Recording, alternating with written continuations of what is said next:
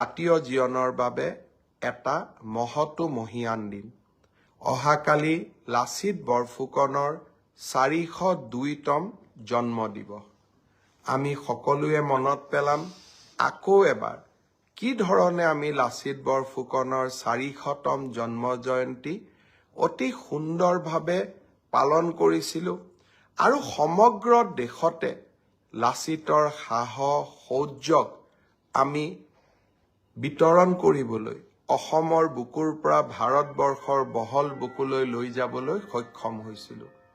মোৰ আজিও গৌৰৱেৰে সৈতে মনত পৰে প্ৰধানমন্ত্ৰী নৰেন্দ্ৰ মোদী ডাঙৰীয়াই লাচিতৰ প্ৰতিমূৰ্তি হলঙা পাৰত উদ্বোধন কৰা সেই পবিত্ৰ ক্ষণটোৰ কথা। ই আমাৰ বাবে জাতীয় জীৱনৰ বাবে এক গৌৰৱৰ পল আছিল। লাচিত আমাৰ সাহস, লাচিত আমাৰ শৌৰ্য আৰু বীৰ্যৰ প্ৰতীক। লাচিতে অসমীয়া জনতাৰ বীৰত্ব আৰু সাহসক প্ৰতিনিধিত্ব কৰে।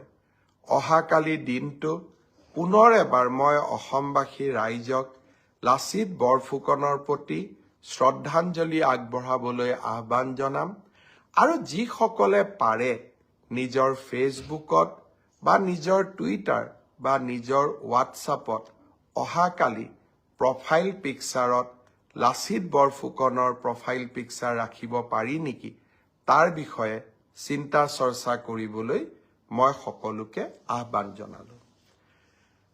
অসমত অহা কেইটামান দিনত আমি কেইবাটাও নতুন ব্যৱস্থা বা নতুন কাৰ্যসূচী আৰম্ভ কৰিম। 10 ডিচেম্বৰৰ পৰা 20 ডিচেম্বৰৰ ভিতৰত 10টা দিনত আমি 5টা কাৰ্যসূচী ৰূপায়ণ কৰিম। পোনপ্ৰথমে বিগত বানপানীত যিসকল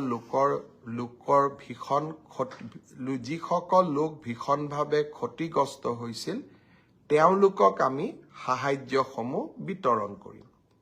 তাৰ পিছতেই মাইক্ৰ' ফাইনেন্স লোন ৱেইভাৰৰ আমাৰ যিখন আঁচনি সেই আঁচনিখনৰ অধীনত 50,000 টকালৈকে ঋণ লোৱা আই মাতৃসকলক আমি ন' অবজেকশ্যন চাৰ্টিফিকেটসমূহ বিতৰণ কৰিম।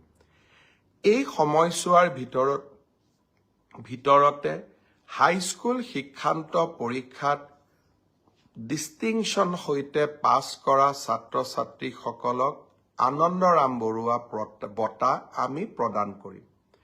আৰু 10 ডিচেম্বৰৰ পৰা 20 ডিচেম্বৰৰ ভিতৰতে আমি নৱমমান শ্ৰেণীৰ ছাত্ৰীসকলক আৰু ছাত্ৰসকলক আমি চাইকেল বিতৰণ কৰিম আৰু ঠিক একেধৰণে উচ্চতৰ মাধ্যমিকত সুখ্যাতিৰে উত্তীৰ্ণ হোৱা ছাত্ৰ আৰু ছাত্ৰী যিসকল ইতিমধ্যে নিৰ্বাচিত হৈছে তেওঁলোকক স্কুটিসমূহ বিতৰণ কৰিম। অৰ্থাৎ 10 ডিচেম্বৰৰ পৰা 20 ডিচেম্বৰলৈকে আমি সকলোৱে ব্যস্ত থাকিম আৰু সকলোকে এই আঁচনিসমূহৰ লাভ দিবলৈ আমি যত্ন কৰিম। এই সময়ছোৱাৰ ভিতৰতে অৰ্থাৎ 1 তাৰিখৰ পৰা 10 ডিচেম্বৰৰ ভিতৰত চৰকাৰী কৰ্মচাৰী 3য় আৰু 4ৰ্থ শ্ৰেণীৰ কৰ্মচাৰীসকলৰ মিউচুৱেল ট্ৰেন্সফাৰৰ পৰ্টেলটো আমি মুকলি কৰি দিম।